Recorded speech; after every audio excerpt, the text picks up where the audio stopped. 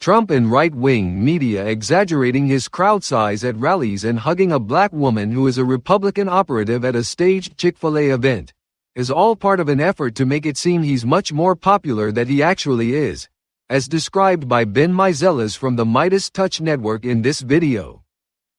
Wildwood, New Jersey, 100,000 people are there. No, we knew that there was less than 10,000 people there because we knew that the venue could only hold 20,000. It was less than half full. So it was obvious that anyone saying 80,000 to 100,000 was lying. Yet corporate media ran with that, and then they had to, later, like after the fact, after the damage was done, they said, "Oh, actually, it wasn't that. It was the overall people who visited Wildwood, New Jersey that day." Or they try to act like the crowd in the Bronx was big when the crowd in the Bronx was not that big. The crowd in the Bronx was less than 3,000 people. In a city of 8 million, if you can draw only 3,000 people, which is less than the people who attend many high school football games, that's not a big crowd size. Lying about crowd sizes is nothing new. Trump began his presidency with an outrageous lie by having his press secretary say, "This was the largest audience to ever witness an inauguration, period." When everyone could see, Trump's inauguration crowd size was considerably smaller than President Obama's. The Chick-fil-A, they show up and then they have a woman who works at the Republican Party give Donald Trump a hug. Then Donald Trump says, "Look, a black woman's giving Trump a hug in the Chick-fil-A, therefore black women support Donald Trump." Trump and right-wing media posted the staged Chick-fil-A event all over the internet. Even legitimate news outlets reported it as a news event without question. Fortunately, fact-checkers like the Midas Touch Network exposed the truth about the black lady being a MAGA Republican political consultant, who worked for the Georgia GOP for years.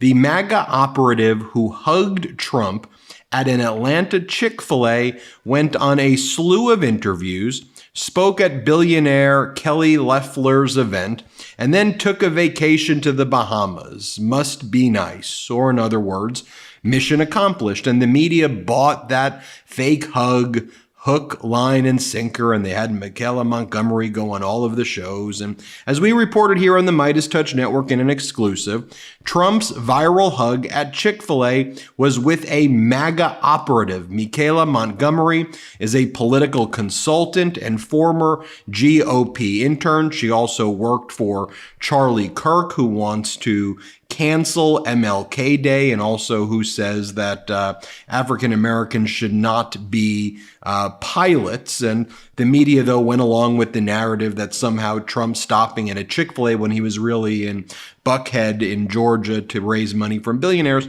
shows, fuels this narrative that there's some demographic shifts going on. No, what it shows is that the media is becoming, or is, just complicit puppets in this right-wing propaganda. Let me show you, before going through all of the other examples right here of the media being complicit in this. And we've called this out every step of the way here in the Midas Touch Network. But let me just share this with you first before showing the Trump photo ops, because I think you'll see that this is exactly out of the dictators playbook. And I know I've said that before. So first, let me show you Gaddafi in Libya. Let's play this clip.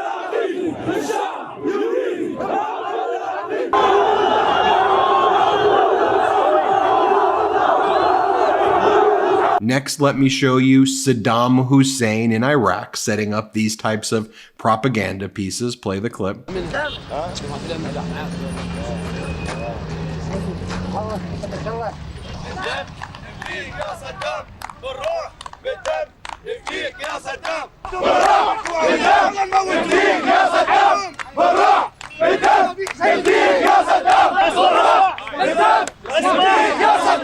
Here is Kim Jong-un in North Korea setting the same stuff up. Play this clip.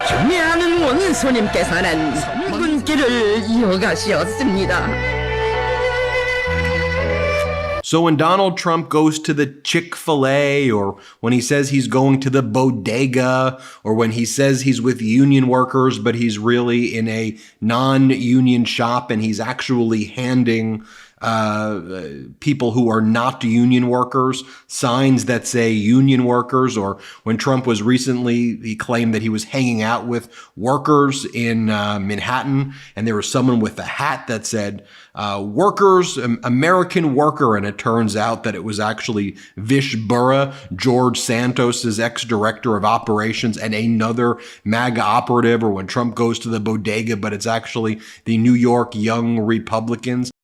Here from this weekend, this is Lara Trump, and Lara Trump says, look, we don't manufacture anything. Trump visits the bodega, not manufactured. He visits a Chick-fil-A, not manufactured. Everything they say is just quite literally a lie. Here she is. That's what they do at Trump rallies, except at Trump rallies, Sean, it's authentic. We don't manufacture anything like this. When Donald Trump visits a bodega in Harlem, that's not manufactured either. Whenever he visits a Chick-fil-A in Atlanta, not manufactured.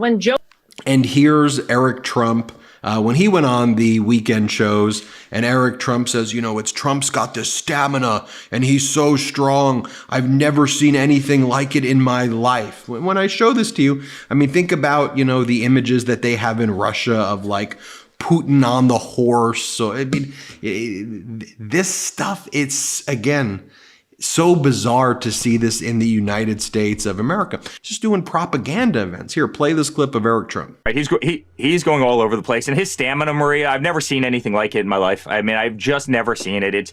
I think the whole world knows his backbone and his toughness, and it's exactly who we need behind the resolute desk in Washington, D.C. It's the exact person we need in the Oval Office. So it was just shocking to me that the Midas Touch Network is the only media network out there that's actually calling this stuff out, right? We exposed the Chick-fil-A propaganda with Miguel and Montgomery. Then when Donald Trump said he was going to the bodega, we showed the photos that it was actually the New York Young Republicans in Harlem who were embedded in the crowd, leading the chants. We exposed how when Donald Trump was in Michigan, he went to a non-union shop, pretended it was a union shop, paid a non-union shop $20,000. Donald Trump recently when he was in Manhattan, he said he was hanging out with workers before the court, and we showed you all of these various MAGA operatives who were in the crowd. And just quite literally, you take a look at Vish Burra embedded in the crowd right here, and you take a look at this and you compare it to the photograph right here of Saddam Hussein. This is the imagery and iconography of the authoritarian that Trump is using, and that the media pushes out there. Here was what Politico said, smiling his ass off, how Trump used his New York bodega visit to return to form. You set up a Saddam Hussein propaganda style thing. What do you, to return to form? He sets up fake union rallies with non-union workers to try to pretend that he has union support. On the other hand, you have President Biden post things like this. When I signed the Butch Lewis Act, the most significant law for union retirement security in 50 years, I protected the hard-earned pension of record numbers of union workers and retirees, including thousands from the IBEW, the International Brotherhood of Electrical Workers. And you actually have action there. But what the media does when they both sides these things, or worse than both sides, they attack President Biden for not giving the access they claim, because President Biden's actually doing authentically the work. But on the other hand, Donald Trump grants them access to his propaganda shots, but the media thinks, that gets them the clicks for that night. So they reward that. That's what's happening. And what we have to do is be educated to this hustle, which is why I start with the fact that you have the lady at Chick-fil-A now basically partying and almost rubbing all of this in all of our faces. Mission accomplished, job well done. Colin Jost, from the White House Correspondent Dinner, asks this question. He goes, how is it that a Republican candidate for president who's found liable for fraud, make hush money payments to porn stars, like, how is it that it's tied? And the answer is, it's this deluge of Saddam Hussein, Gaddafi, Kim Jong-un, Vladimir Putin style propaganda, which is why I wanted to share it with you so you see those images, because that's like a holy crap moment when I looked at it. I'm like, that's exactly what Trump is doing here. Here's Jost. Play the clip. I love, by the way, that Trump's two attacks on President Biden are that he's a senile old man and a criminal mastermind. I'm like, I think you gotta pick one. Personally, I don't know any criminal masterminds who bike to get ice cream.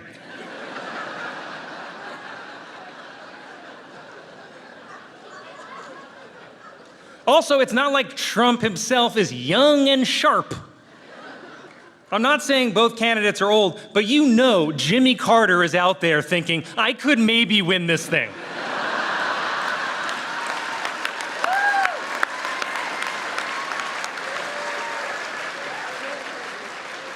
He's only 99.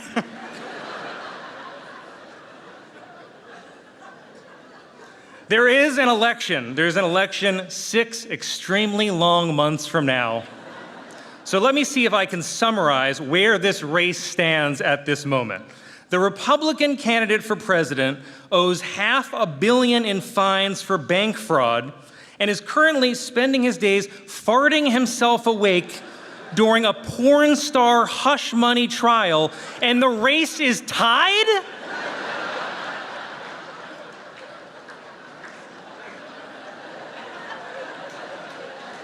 The race is tied. Nothing makes sense anymore.